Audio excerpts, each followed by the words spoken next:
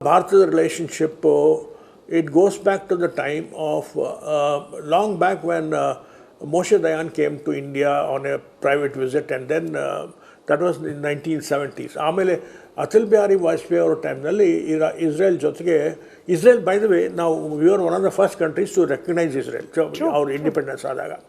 So Nehru ಟೈಮ್ನಲ್ಲಿ ಕೂಡ ನಾವು ಇಸ್ರೇಲ್ನ ರೆಕಗ್ನೈಸ್ ಮಾಡಿದ್ವಿ. ಆದರೆ ಸಂಬಂಧ ನಮ್ಮದು ಬೆಳೆದಿದ್ದು ಅಟಲ್ ಬಿಹಾರಿ ವಾಜಪೇಯಿ ಅವ್ರ ಟೈಮ್ನಲ್ಲಿ. ಓಕೆ, ಆಮೇಲೆ ಇಸ್ರೇಲ್ನಿಂದ ನಮ್ಮದು ಟ್ರೇಡಿಂಗ್ ರಿಲೇಷನ್ಶಿಪ್ ಜಾಸ್ತಿ ಕನ್ಫೈನ್ ಆಗಿದ್ದು ಕೇವಲ ಮಿಲಿಟ್ರಿ ಮತ್ತು ಸ್ಟ್ರಾಟಜಿಕ್ ಆ್ಯಂಡ್ ಯೂಸ್ಫುಲ್ ಐಟಮ್ಸ್ಗೆ ಮಾತ್ರ.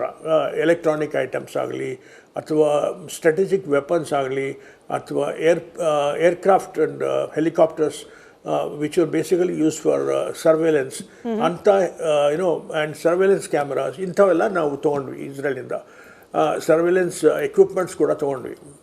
ಆ್ಯಂಡ್ ಎಲೆಕ್ಟ್ರಾನಿಕ್ ಎಕ್ವಿಪ್ಮೆಂಟ್ಸ್ನಲ್ಲಿ ಭಾಳಷ್ಟು ನಮ್ಮ ಸಂಬಂಧ ಇತ್ತು ಟ್ರೇಡಿಂಗ್ನಲ್ಲಿ ಇಸ್ರೇಲ್ ಜೊತೆಗೆ. ಆ್ಯಂಡ್ ಪ್ರೈಮ್ ಮಿನಿಸ್ಟರ್ ಮೋದಿ ಬಂದ ಮೇಲೆ ಪ್ರೈಮ್ ಮಿನಿಸ್ಟರ್ ಬೆಂಜಮಿನ್ ನೆಟನ್ಯಾಹು ಜೊತೆಗೆ ಭಾಳ ಆತ್ಮೀಯತೆಯನ್ನು ಬೆಳೆಸ್ಕೊಂಡ್ರು ಅವರು. ಇದು ನಮಗೆ ಕೆಲವು ಸಂದರ್ಭದಲ್ಲಿ ಭಾಳ ಉಪಯೋಗಕಾರಿ ಆಯಿತು. ಕೆಲವು ಸಂದರ್ಭದಲ್ಲಿ ಇದು ಅಲ್ಲಿಯ ದೇಶಗಳು ನಮ್ಮನ್ನು ಸ್ವಲ್ಪ ಸಸ್ಪಿಷನಿಂದ ನೋಡ್ಲಿಕ್ಕೆ ಶುರು ಮಾಡಿದರು. ಪರ್ಟಿಕ್ಯುಲರ್ಲಿ ನಮ್ಮ ಆ್ಯಟಿಟ್ಯೂಡ್ ಟುವರ್ಡ್ಸ್ ಪ್ಯಾಲೆಸ್ಟೈನ್ ಚೇಂಜ್ ಆಯಿತು. ನಾವು ಐತಿಹಾಸಿಕವಾಗಿ ಪ್ಯಾಲೆಸ್ಟೈನ್ ಸಪೋರ್ಟ್ ಮಾಡ್ತಾ ಇದ್ವಿ. And we are always demanding A 2-state solution. Both Israel and Palestine must exist as 2 independent states. ಅನ್ನೋದು ನಮ್ಮದು ಐತಿಹಾಸಿಕ ಸ್ಟ್ಯಾಂಡ್ ಇತ್ತು.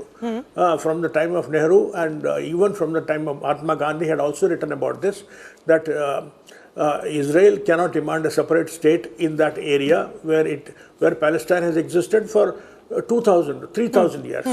So this was Gandhi's and Nehru's ideas. So ಇದನ್ನು ನೋಡ್ಕೊಳ್ತಾ ಹೋದರೆ ಈಗ ನಾವು ಪ್ಯಾಲೆಸ್ಟೈನ್ ಸಂಬಂಧವನ್ನು ಆಲ್ಮೋಸ್ಟ್ ಕಟ್ ಆಫ್ ಮಾಡಿಬಿಟ್ಟಿದ್ದೀವಿ because of our extreme closeness with Benjamin Netanyahu. So ಇದನ್ನು ಭಾಳ ದೊಡ್ಡ ಚರ್ಚೆ ಮಾಡ್ಬೋದು, but these are the broad guidelines, broad indications. Sorry sir, in between ಮತ್ತೊಂದು ಚರ್ಚೆ ಏನಾಗ್ತಾ ಇದೆ ಅಂದ್ರೆ ಇರಾನ್ನ ಕೆಲವೊಂದಷ್ಟು ನಿಲುವುಗಳ ಬಗ್ಗೆ. ಫಾರ್ ಎಕ್ಸಾಂಪಲ್ 1971ರ ಯುದ್ಧದಲ್ಲಿ ಪಾಕಿಸ್ತಾನ ಪರವಾಗಿ ನಿಂತ್ಕೊಳ್ತು ಅಂತ ಹೇಳಿ ಮುಂಬೈ ಅಟ್ಯಾಕ್ ಆದಾಗ್ಲೂ ಕೂಡ ಪಾಕಿಸ್ತಾನ ಅಮಾಯಕ ಅನ್ನೋ ರೀತಿಯಲ್ಲಿ ಸ್ಟೇಟ್ಮೆಂಟ್ಗಳು ಇರಾನ್ನ ಕಡೆಯಿಂದ ಬಂತು ಅಂತ ಹೇಳಿ. ಹಾಗೆ ಭಾರತದಲ್ಲಾದ ಕೆಲ ಘಟನೆಯನ್ನ ಜಾಗತಿಕ ಮಟ್ಟದಲ್ಲಿ ಭಾರತದಲ್ಲಿರ್ತಕ್ಕಂಥ ಮುಸಲ್ಮಾನರು ಆರ್ ಇನ್ ಡೇಂಜರ್ ಅನ್ನೋ ರೀತಿಯಲ್ಲಿ ಇದೇ ಖೊಮೇನಿ ಟ್ವೀಟ್ ಮಾಡಿಬಿಟ್ಟಿದ್ರು ಅಂತ ಹೇಳಿ. ಸೊ ಇದು ಚರ್ಚೆಗೆ ಒಳಪಡ್ತಾ ಇದೆ.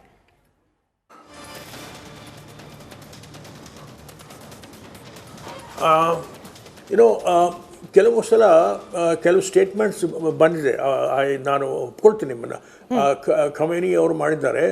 ಅದು ಯಾವಾಗಾಯಿತು ಅಂದರೆ ಇಟ್ ವಾಸ್ ಆ್ಯಕ್ಚುಲಿ ವೆನೆವರ್ ನಮ್ಮ ರಿಲೇಷನ್ಶಿಪ್ ಇರಾನ್ ಜೊತೆಗೆ ಸ್ವಲ್ಪ ವೀಕ್ ಆಯಿತು, ಆವಾಗ ಅವರು ಇದನ್ನು they were issuing these statements basically as irritants. These are minor irritants in the relationship. But ಒಂದು ಇಸ್ಲಾಮಿಕ್ ಆರ್ಗನೈಸೇಷನ್ ಇದೆ, organisation of Islamic countries, OIC ಅಂತ. ಆ ಗುಂಪಿನಲ್ಲಿ ಪಾಕಿಸ್ತಾನ ಪ್ರತಿ ವರ್ಷ ಒಂದು ರೆಸೊಲ್ಯೂಷನ್ ಪಾಸ್ ಮಾಡ್ತಾ ಇತ್ತು against our treatment of Kashmiri Muslims. Okay, ಅದನ್ನು ಬಹಳಷ್ಟು ವರ್ಷಗಳು ಇರಾನ್ ಆ ರೆಸೊಲ್ಯೂಷನ್ನ ವಿಟೋ ಮಾಡ್ತಾ ಇತ್ತು. ಓಕೆ, ಸೊ ಆ ರೆಸೊಲ್ಯೂಷನ್ ಪಾಸ್ ಆಗ್ತಾ ಇದ್ದಿಲ್ಲ because of it requires unanimous vote. ಆಮೇಲೆ ನಮ್ಮ ರಿಲೇಷನ್ಶಿಪ್ ಅಮೆರಿಕಾ ಜೊತೆಗೆ ಭಾಳ ಸ್ಟ್ರಾಂಗ್ ಆದ ಮೇಲೆ ಇರಾನ್ ಅವರು ಕೂಡ ಆ ರೆಸೊಲ್ಯೂಷನ್ ಪಾಸ್ ಮಾಡಲಿಕ್ಕೆ ಅನುಮತಿ ಕೊಡ್ತಾ ಇದ್ರು. So basically these were irritants. They were trying to irritate India because of if we went away from Iran, they were trying to irritate by making such statements. Right. So, but historically, our trade did not affect. ನಮ್ಮ trade ಯಾವಾಗ affect ಆಯಿತು ಅಂದರೆ America sanction ಮಾಡಿದ ಮೇಲೆ, Iran ಮೇಲೆ sanction ಮಾಡಿ America forced us, compelled us to stop trading with Iran. So completely stop ಮಾಡಿದ್ದು ನಾವು ಕೇವಲ 3-4 ವರ್ಷಗಳ ಹಿಂದೆ.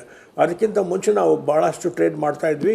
ಈಗ ನಮ್ಮ oil import from Iran has come down to 0.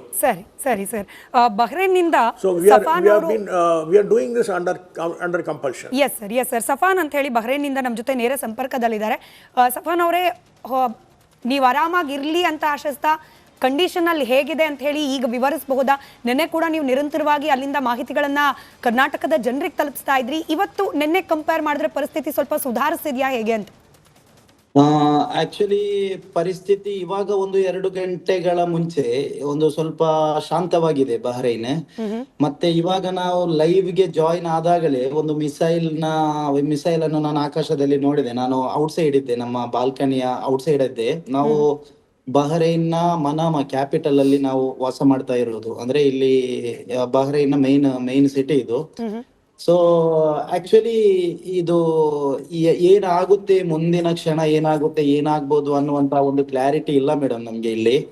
So sudden ಆಗಿ ಸ್ವಲ್ಪ ಹೊತ್ತು ನಿಲ್ಲುತ್ತೆ, ಮತ್ತೆ ಸಡನ್ ಆಗಿ ನಮ್ಗೆ ಬಹ್ರೈನ್ ಗವರ್ಮೆಂಟ್ ಕಡೆಯಿಂದ ಏನು ಮೊಬೈಲ್ ಗೆ ಅಲರ್ಟ್ ಬರುತ್ತೆ, ಇಮಿಡಿಯೇಟ್ಲಿ ಸೈರನ್ ಆಗುತ್ತೆ, ಮಿಸೈಲ್ ಗಳ ದಾಳಿ ಆಗುತ್ತೆ. ಮತ್ತೆ ಇಲ್ಲಿ ಗಮನಿಸಬೇಕು, ದಾಳಿ ಆಗಿರುವುದು ಯಾವುದೇ ಜನವಸತಿ ಪ್ರದೇಶದ ಮೇಲೆ ಆಗಿಲ್ಲ. ಎಲ್ಲವೂ ಕೂಡ ಆಗಿರೋದು ಅದೇ ಅಮೆರಿಕಾಗೆ ಸಂಬಂಧಿಸಿದ ಯಾವುದೆಲ್ಲ ಇದಿದೆ ಇಲ್ಲಿ ಬಹ್ರೈನ್ ಅಲ್ಲಿ, ಬೇಸ್ ಆಗಿರ್ಬೋದು, ಅವರ ಏರ್ ಬೇಸ್ ಆಗಿರ್ಬೋದು, ಅವರ ದೊಡ್ಡ ದೊಡ್ಡ ಆಫೀಸರ್ಸ್ ಎಲ್ಲೆಲ್ಲ ಸ್ಟೇ ಆಗಿರ್ತಾರೆ, ಅದರ ಮಾಹಿತಿ ಬಹುಶಃ ಅವರಿಗೆ ಇರ್ಬೋದು ಅಂತ ಕಾಣುತ್ತೆ ಇರಾನ್ ಅವರಿಗೆ. ಅವರು ಅದೇ ಸ್ಥಳವನ್ನು ಮಾತ್ರ ಏನು ಟಾರ್ಗೆಟ್ ಮಾಡಿ ಏನು ದಾಳಿ ಮಾಡ್ತಾ ಇದ್ದಾರೆ. ಸೊ ಮತ್ತೊಂದು ನಾವೆಲ್ಲ ನೋಡಿ, ಈ ಚರ್ಚೆಯಲ್ಲೆಲ್ಲ ನೀವೆಲ್ಲ ಮಾತನಾಡುವಾಗ ನಾನು ಅದನ್ನು ಗಮನವಿಟ್ಟು ಕೇಳ್ತಾ ಇದ್ದೆ.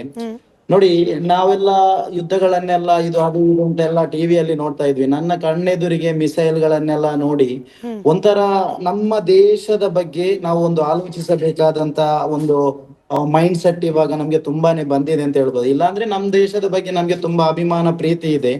ಸೊ ಹೇಗೆ ಅಂದ್ರೆ ನೋಡಿ, ನಮ್ ದೇಶದಲ್ಲಿ ಸುಮಾರು ಯುದ್ಧಗಳೆಲ್ಲ ನಡೆದಿದೆ ಇತ್ತೀಚೆಗೆ ಪಾಕಿಸ್ತಾನ ಜೊತೆ. ನಮ್ಗೆ ಅದರ ಗೊತ್ತೇ ಇರ್ಲಿಲ್ಲ ಎಲ್ಲಿ ಮಿಸೈಲ್ ಬೀಳುತ್ತೆ ಏನಾಗುತ್ತೆ ಅಂತ. ಗಡಿ ಕಾಯುವ ಸೈನಿಕರ ಬಗ್ಗೆ ಸ್ವಲ್ಪ ಯೋಚಿಸಿ, ಅವರೆಷ್ಟಲ್ಲಿ ಶ್ರಮ ಪಟ್ಟಿರಬಹುದು. ನಮ್ಗೆ ಗೊತ್ತೇ ಇಲ್ಲ. ನಾವು ಸರಿಯಾಗಿ ನಿದ್ರೆ ಮಾಡ್ತಾ ಇದ್ವಿ. ನಿನ್ನೆ ಬಹ್ರೈನ್ ನಲ್ಲಿ 2 ದಿನದಿಂದ ನಿದ್ರೆ ಮಾಡಿಲ್ಲ ನಾವು. 2 ದಿನ, ನಿನ್ನೆ ರಾತ್ರಿ ಇಲ್ಲ, ಮೊನ್ನೆ ರಾತ್ರಿ ಇಲ್ಲ.